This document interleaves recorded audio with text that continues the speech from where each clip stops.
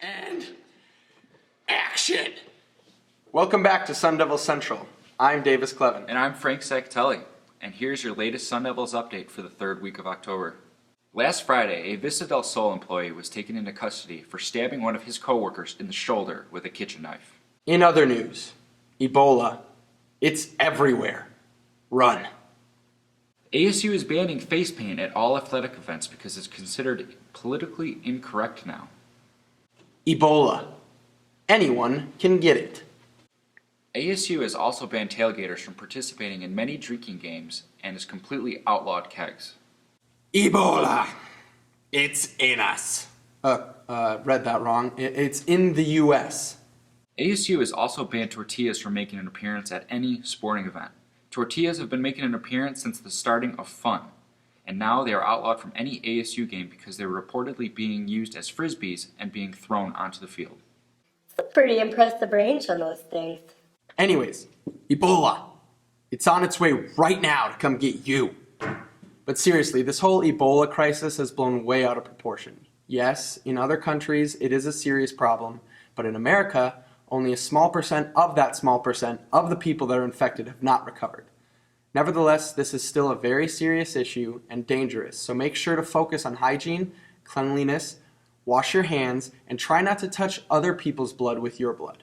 Arizona's same-sex marriage ban has now been lifted. As of October 17th, you can now marry whoever you want. Boop, boop, boop. And now for sports. Hey, how's it going? Randy here with your ASU sports update. This past Saturday, ASU football defeated Stanford 26-10, putting our record to 5-1 and putting us inside the top 15. And in case you missed it, ASU football last play against the Trojans was probably the most glorious play ever recorded in the history of ever. A University of Arizona kicker received death threats for missing a field goal against the USC Trojans a week later. And now to Frankie with the weather. Thanks, Randy. Here's the weather. It's ASU's normal weather schedule. You know, hot, real shocker.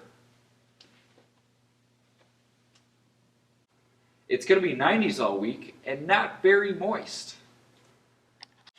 In order to make the campus a safer environment, ASU has continued to expand the walk-only zone enforcement, banning any wheeled vehicles in specific areas around campus. Here's a clip. Walk-only zones. For some, it's annoying. And for some, it makes getting to class a lot less dangerous. Walk-only zones were created to make a safer campus environment for all of us Sun Devils. From 8 a.m. to 4 p.m. Monday through Friday, it is highly illegal to ride, drive, or park any wheeled vehicles within the designated zones.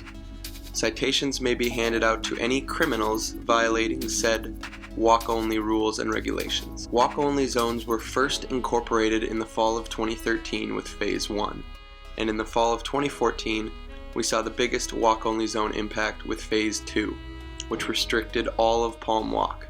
If you would like to hear more fascinating information about walk-only zones, visit walk.asu.edu. We will be holding auditions to be in the show sometime in November. Stay tuned to see when and where you can try out. All weekend is coming up, and be sure to stay safe and stay spooky. There will be a huge Halloween bash October 30th at the Monarch Theater. For more information, follow Real JT Holmes, and not famous yet. Well, that's all we have for you today. Remember to share us with other Sun Devils and especially subscribe to our YouTube channel. See you next week. Peace. Each other. Okay. That's a little too far. Yep. Can't say that on the news. Luckily that wasn't recorded. That was the one part where we weren't recording. For stabbing one of his coworkers in the shoulder with a kitchen knife. Boom! Perfect.